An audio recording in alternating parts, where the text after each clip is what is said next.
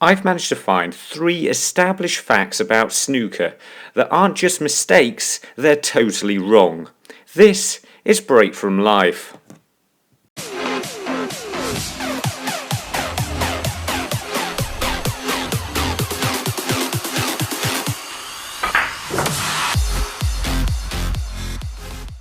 Welcome back, and if this is your first time watching one of our videos, then it's fantastic to have you here. When it comes to snooker, there seems to be very few mistruths out there, like St Patrick being Irish or glass being a super-cooled liquid. But I've managed to find a few, so this is 3 commonly made snooker mistakes that will probably annoy you less than this. Number 1. It came off the cushion faster than it went on. To explain why this phrase is in common usage in the game, I first have to explain why unpredictably large bounces actually happen. When I roll the white and black into this cushion like this, they bounce off roughly the same amount every single time. There's not a lot in it. That is until I add some chalk to the side cushion here, exactly where the white's going to hit. Now watch what the white does. Now, that's not me doing that. That's rolling to the cushion the same speed every time roughly. And the white's flying away from the cushion. To help prove this point, I've got 2 cues held together with an elastic band. I'm going to simply place the black where the elastic band is, allow it to run down the cues, and it's going to hit the top cushion and come back to about there. So I'm going to say that was about... Now what I'm going to simply do is add some chalk to the top cushion about here somewhere.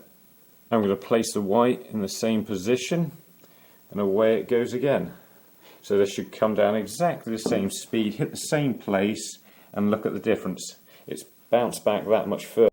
In fact, when I measured it from the cues to the cushion and back to the red was 68 centimetres, and back to the white was in fact 76 centimetres. And here's where it gets interesting. When I move the cues back this far enough away from the cushion that the white won't actually hit it, the distance between the white and the end of the cues measured over a metre, meaning if the white came off a cushion anywhere near the same speed that it went on, it would be the largest bounce you'd ever seen.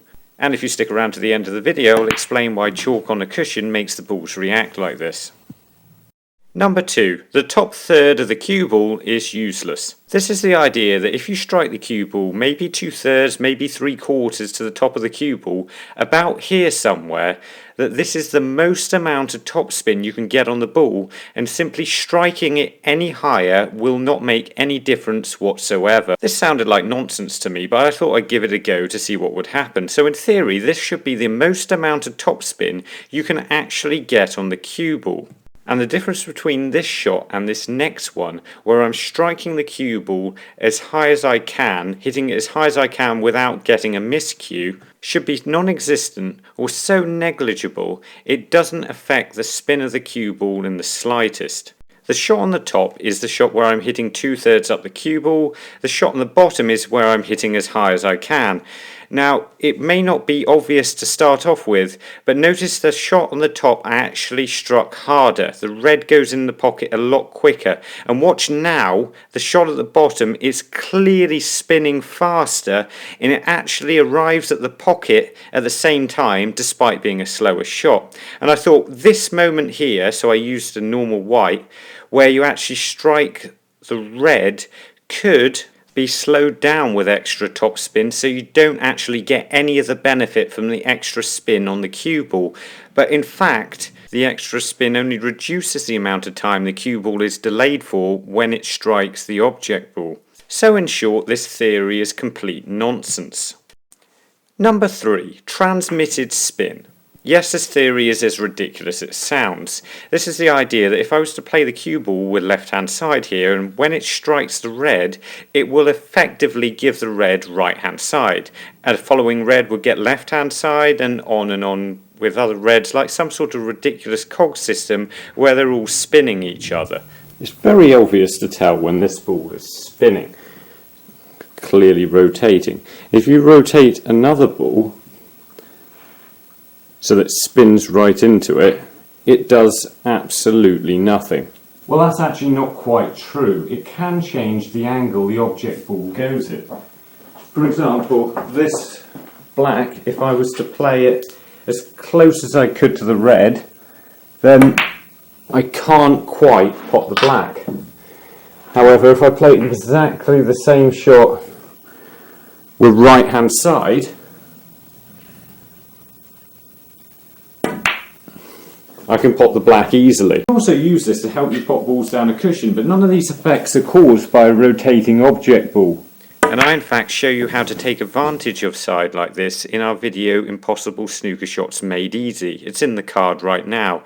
It's one of the oldest videos we ever made, and you can also see it on the Break From Life channel page. And while you're there, make the commitment to becoming a better player by subscribing to the channel. Why does chalk cause the ball to bounce? Well, using the spin ball I'll be able to show you. Hang on, it's incredibly dark down. Hello, Basically what happened a little while ago is one of these massively powerful light bulbs that I used to light the table blew, and I didn't really get a replacement because I didn't notice the difference between this other light bulb I used and the previous one, but on camera it's massively visible. So I've got a new one and it's finally time to turn on the lights. 3.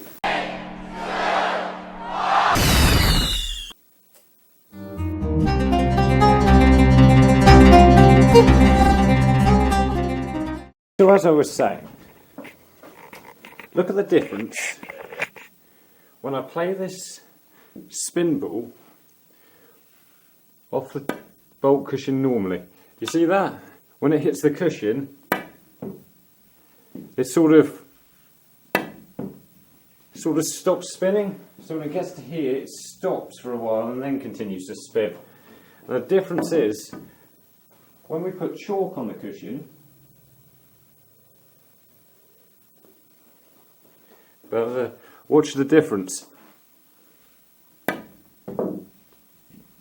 It doesn't stop it spinning. It still jumps as well a bit, but that backspin coming off makes it go further. And if you want to go further at playing snooker, then why not make our simple, cheap DIY laser guide? It only costs a couple of pounds to make, and you can make it within about 5 minutes. And I show you exactly how to do all that in our video Snooker Aiming Guide. Or learn about basic cue ball spin with our video Snooker How to Control a Cue Ball. And remember, don't just watch, play, and make the commitment to becoming a better player by subscribing to the channel and visit the website. See you later.